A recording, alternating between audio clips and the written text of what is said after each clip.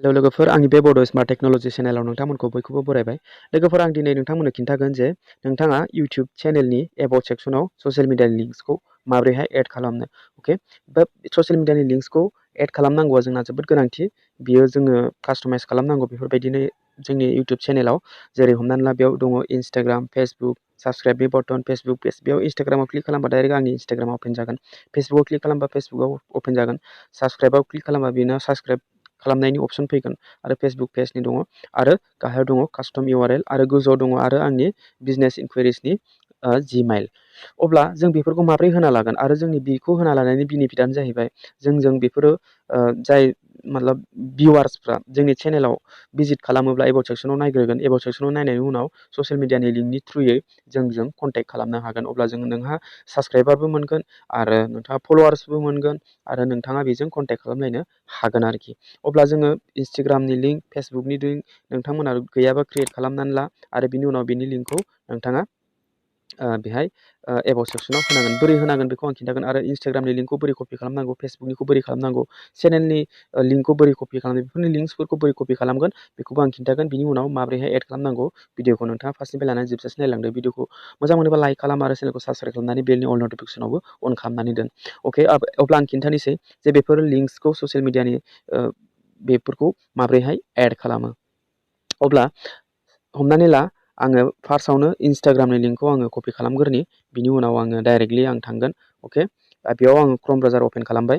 क्रम ब्राउजारखौ अपेन खालामनायनि उनाव नोंथाङा बेयाव टाइप खालामनांगोन www.instagram.com/ ओमफ्राय बर' टेक्निकेलखौ आं होनोसै। बिनि उनाव आङो डाइरेक्टलि आंनि Instaग्रामा बेहाय अपेन जागोन। बेयाव नोंथाङा लगिनबो खालामलायनाङा, Gmail आइडिबो होनाङा, पासवर्डबो होलायनाङा। बेयाव डाइरेक्ट Instaग्रामा अपेन जागोन। बिनि उनाव नोंथाङा नैबे थिरनि आइकनाव क्लिक खालाम। नैबे थिरनि आइकनाव क्लिक खालामनानै नोंथाङा नैबेयाव शेयारनि अपसन दङ। बेहाय नोंथाङा शेयार खालाम। बेयाव नोंथांनि लिंकआ बेफोरबायदि कपि जाबाय। अके, बिनि उनाव नोंथाङा मा खालामनांगोन, YouTube चेनेलखौ लगइन खालामनांगोन क्रम ब्राउजारावनो। YouTube चेनेलखौ क्रम ब्राउजाराव आं लगइन खालामनि। बेयाव नोंथाङा सार्च खालामनांगोन YouTube स्टुडिअ डेस्कटप। बिनि उनाव नोंथाङा नैबे लगइननि अपसन मोनगोन। लगइननि अपसनाव नोंथाङा क्लिक खालाम। बेबायदि इन्टारफेस फैबाय, डाइरेक्ट चेनेलाव लगइन जाबाय। बिनि उनाव नोंथाङा मा खालामनांगोन, नोंथांनि चेनेलनि नैबे गाहायाव कास्टमाइजनि अपसन मोनगोन। बेयाव क्लिक खालाम, बे बिबार बायदियाव। बेयाव क्लिक खालामनायनि उनाव नोंथांनाव बेफोरबायदि पेज अपेन जागोन मोनसे। बिनि उनाव बेफोरबायदि फैबाय, गोजौआव दङ लेआउट, ब्रेन्डिं, ओमफ्राय बेसिक इनफ'। नोंथाङा बेसिक इनफ'आव क्लिक खालामनांगोन। बेहाय बेसिक इनफ' जेरै क्लिक खालामगोन बेयाव बेफोरबायदि फैगोन आरो बेहाय हेन्डेल्स माबा माबि अपसन, कास्टमाइज खालामनायनि अपसन फैगोन। बिनि सोमोन्दै आं भिडिअ बानायखांबाय, बोरै हेन्डेल्स लागायनांगौ, बोरै कास्टम URL बानायनांगौ। अके, दाना बेयाव एबाउट सेक्सन मोनगोन। नोंथाङा एबाउट सेक्सनखौबो नोंथाङा गैयाब्ला एबाउट सेक्सनखौबो नोंथाङा लिरनानै ला, नोंथाङा मानि सोमोन्दै भिडिअ बानायो। ओमफ्राय गाहायाव नोंथाङा मोनगोन नै एड लिंक्स होननाय मोनगोन। नै गाहायाव एड लिंक्स। अके, दा जोङो बेयाव एड लिंक्सआव क्लिक खालामनांगोन। एड लिंक्सआव आं प्लासनि आइकनाव एड लिंक्सआव आं क्लिक खालामबाय। बेहाय आङो नैबे बक्स दंना, एड लिंक्सआव क्लिक खालामनाय लोगो लोगो नैबे बक्सआव नोंथाङा मानि लिंकखौ दानि कपि खालामदोंमोन, Instaग्रामनि। अके, अब्ला आङो बेहाय मा खालामगोन, Instaग्राम लिरगोन। लिंकआ मानि बेखौ लिरनांगोन। Instaग्राम आं बेयाव टाइप खालामबाय। ओमफ्राय टाइटेलाव Instaग्राम होबाय। नैबेयाव URL होनदों, दानि कपि खालामनाय लिंकआ URL बेखौ आं बेहाय पेस्ट खालामनानै होनोसै। अके, बेयाव आङो पेस्ट खालामबाय। पेस्ट खालामखांनायनि उनाव बेखौ मा खालामनांगोन, नोंथाङा गोजौआव दङ पाब्लिशनि अपसन। अके, बेखौ आङो पाब्लिश खालामनानै होनोसै।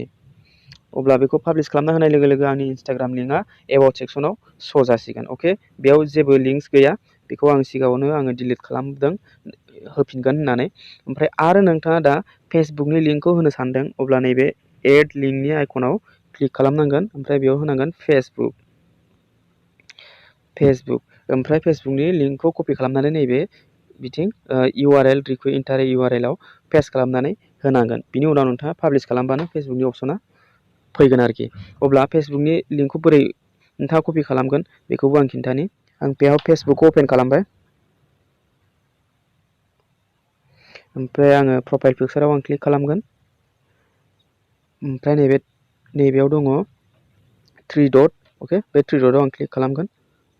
ओमफ्राय बयनिख्रुइ गाहायाव दङ नोंथांनि इउआर प्रफाइल लिंक बेखौ डाइरेक्ट कपि खालामदो बिनिफ्राय बेखौ कपि खालामनानै बैयाव पेस्ट खालामहैदो अब्ला आङो फैफिननोसै चेनेलाव क्रम ब्राउजाराव फैनानै चेनेलाव फैफिनबाय बिनि उनाव एड लिंकआव आं क्लिक खालामगोन ओमफ्राय बेयाव आङो टाइप खालामगोन फेसबुक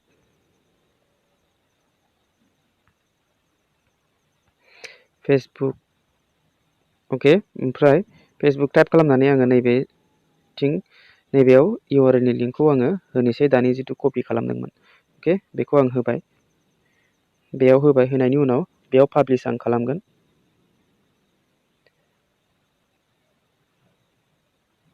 अके बेफोरबायदिनो नोंथाङा मानि लिंक्स दङ बेखौ नोंथाङा होनो हागोन आरोखि ओमफ्राय नोंथाङा चेनेलनि जिथु साबस्क्राइब बेखौ आं खिन्थागोन साबस्क्राइब बटन चेनेलनि लिंकखौ बोरै खालामनांगौ बेखौबो आं खिन्थागोन अके नोंथाङा दा बेफोरबायदि मिन्थिबाय जे बेसिक इनफ'आव माबायदि लिंकखौ एड खालामनांगौ दानिया आङो चेनेलाव आङो लगइन जाहैनोसै इउटुब चेनेलखौ एप्लिकेसनखौ आं अपेन खालामहैनोसै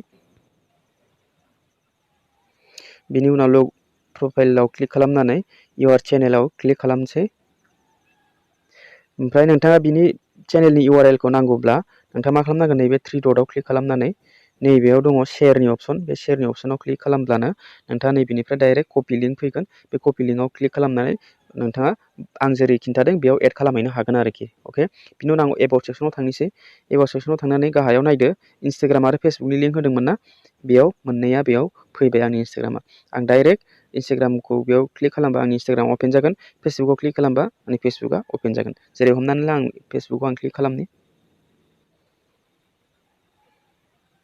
नै बेफोरबायदि अपेन जाबाय आंनि फेसबुकआ अके स' नोंथाङाबो गोरलैयैनो बेफोरबायदि माबाखौ लिंक्सखौ होनो हागोन अब्ला भिडिअखौ एसेबाबो बुजिबाय जानांगौ नोंथांमोना नोंथाङाबो एबाउट सेक्सनाव बेफोरबायदि लिंक्सखौ होनानै ला जोबोद इम्परटेन्ट बियो अब्ला भिडिअआ बेखिनियावनो भिडिअखौ मोजां मोनदोंबा लाइक खालाम आरो आं खिन्थाखाबाय सिगाङावनो मा खालामनांगौ चेनेलखौ साबस्क्राइब खालामनानै बेल नटिफिकेसनखौ अन खालामना दोनदो अब्ला लोगो मोनगोन next video bye bye and take care